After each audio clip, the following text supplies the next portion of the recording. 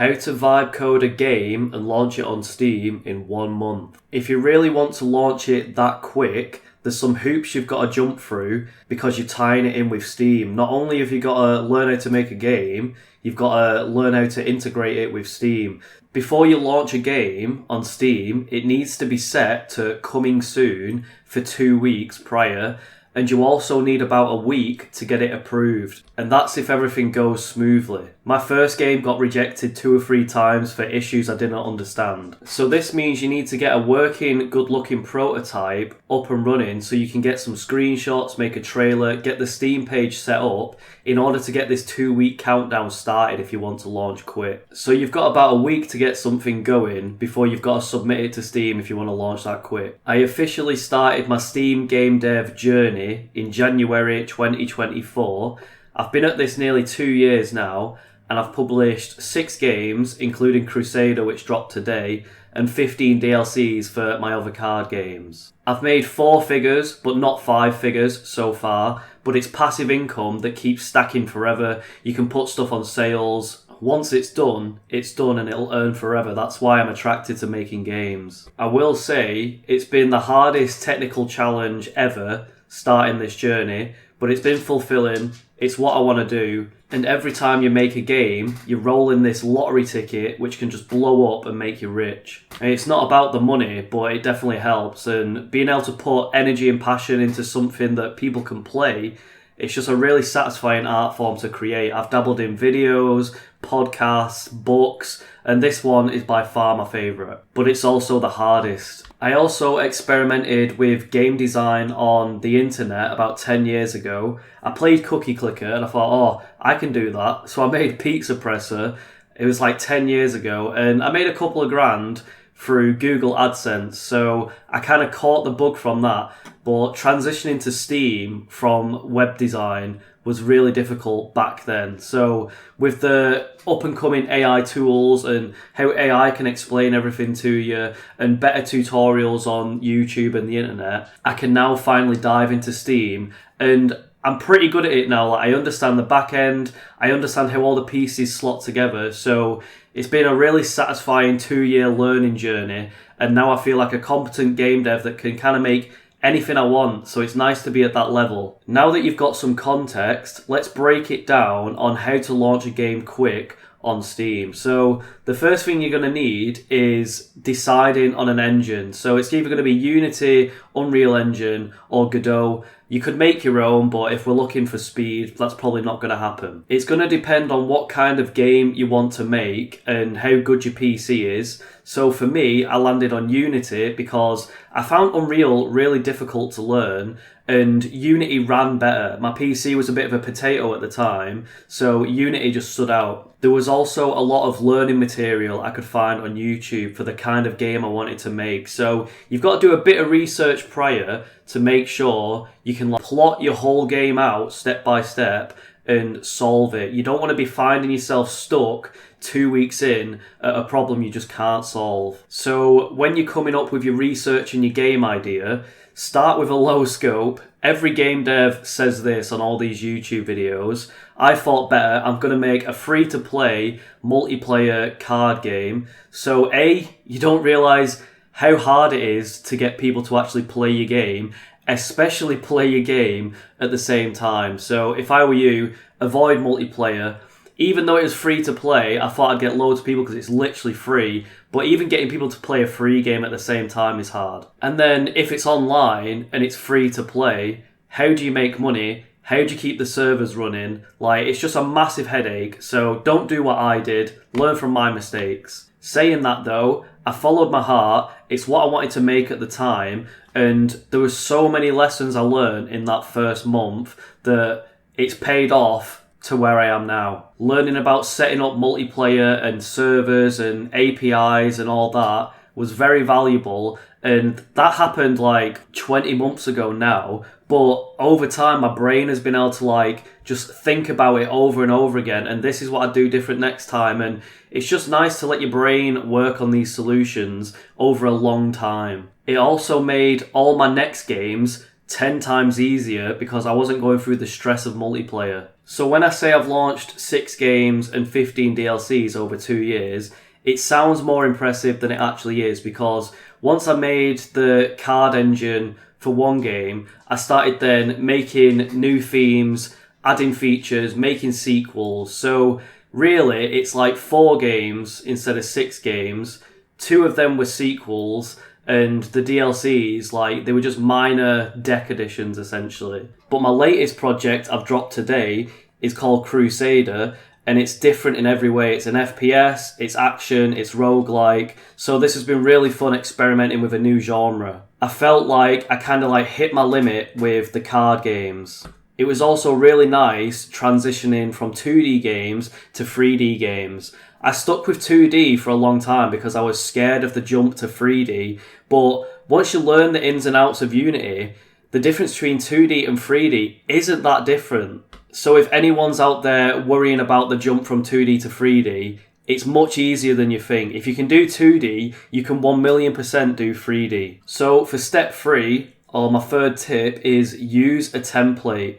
You'll save so much time and effort, and the hand-holding from an experienced dev that's set up all the systems properly, it'll just do you so good. If you're brand new and you don't really get it, walking around in the dark trying to figure out all these systems is just inefficient. You might as well learn from an experienced dev in a template and then adapt this template over time to fit your needs. I still ran into so much pain and difficulties with a template that I'm thinking back, if I tried doing all of this from scratch, I'd still be on my first game 2 years later. So for me, it was important to get through the whole process of making a game. I wanted to go from start to finish and then publish it properly. And the fact that I've done so many now means a big picture of everything, if that makes sense. So for my card games, I use Trading Card Game Engine on the Unity Asset Store. And then lately, for Crusader, I used FPSEngine. I always try and keep my budget as low as possible as well. So for example, Trading Card Game Engine, it was like €50 on sale, and then obviously you've got to pay for your Steam license, so that's about 80 quid, and then the AI tools that'll help you, which I'll go into in a bit. The main thing is not sinking huge amounts of money into it, because you've just got to make that back, and you don't know how well you're going to do on launch, and just assume you're not going to do very well, so it's not as painful if it does flop. I can't lie, it is devastating when you put all this effort into a game and you don't get the reward you was expecting. Like, I think a lot of new game devs go into it thinking they'll get rich straight away, but it's so much easier to make money in other places than it is on game dev. Like, I've been making money on the internet for 15 years now, and this has been really tough, but it's fulfilling, it's satisfying, it's what I want to do. Okay, once you've got your template up and running, now it's time to just get your head in the game, stare at the template, read the documentation, watch YouTube videos, ask for support if there's a Discord, figure out how to import things into whatever game engine you're using, experiment, stare at the screen, learn when you can, what you can, and just accept that this is going to be hours and hours and hours and days and days and days of torture.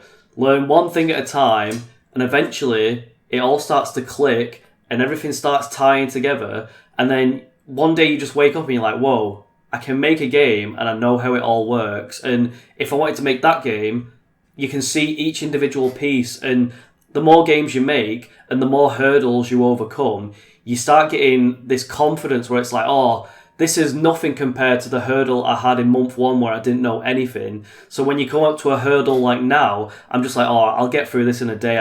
I sit there knowing that this hurdle won't last long, because when I first started out knowing absolutely nothing, the fact that I'm here this far into the journey, it just gives you this confidence. Rome wasn't built in a day. Okay, I'm starting to waffle. So step 5, or the end, I'm just going to tell you all the different AI tools that I've used, and you should really utilize these. Like, AI has big stigma at the minute, but you're a one-man band making a game that usually takes a lot of people and a lot of time and effort to make these. And all these AI tools are out there for quite cheap, and they save you an infinite amount of time. So the ones that I'm going to recommend are Cursor for anything to do with coding and teaching. Like, if you're stuck, you need to integrate Cursor into your project so it scans your entire project folder, and when you're asking it to fix things, it can take in this context. Like, it's amazing. I only discovered this like March this year, and the productivity boost is next level. So when I first started, if I was like doing some scripts, I'd have to like explain to the AI like, oh, this is what's happening, how do I do this? I didn't even know how to speak like properly to it. I didn't know the correct language and the correct terminology to use.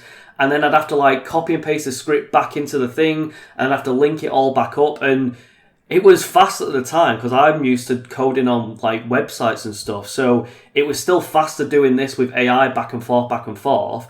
But when you integrate Cursor into your project and it can understand the context of all your files together, honestly, it's amazing. It's like magic. Like, I still get moments of magic 6 months later where I'm like, I can't believe it's just one shot that. And then if you ever get stuck or you don't understand something, tell it to explain it to you, get it to teach you, and your knowledge base just improves. It's amazing, honestly. If you're out there hating on AI, like, you just need to get with the program, mate. I hate the community stigma behind using AI tools. It's just ridiculous at this point. And I'll stand by that. Like, fight me in the comments. Like, I'm sick of this AI hate. Oh, it's stealing art, it's stealing blah, blah, blah. Like, I've been publishing on the internet for like 15 years, and the benefits far outweigh the negatives. Like, so what if I may have missed out on some money from people like pirating my books and training AI with it and stealing my videos and learning from it? Like, I've got so much more out of AI, and I'm the one that AI is supposedly affecting, mate. Bit of a side rant there. Next, I'd use Google AI Studio for random bits of text, descriptions, Steam page kind of stuff. If you want to make 2D graphics, I'd definitely use that. It's really good. When you're launching a Steam page, you need to make this promotional capsule art. So you can use Nano Banana to like get something really good looking. Just keep making generations, making edits, and eventually you'll get something you like. You can use it for coming up with YouTube titles, search engine optimization, social media marketing posts, for everything. Like any like LLM stuff, any images that are 2D, I'd recommend Google AI Studio, and it's free. Like, I used to use ChatGPT, but Google's free, mate. Next, for sound effects and voice lines, I'd recommend ElevenLabs because it's the best quality I've found.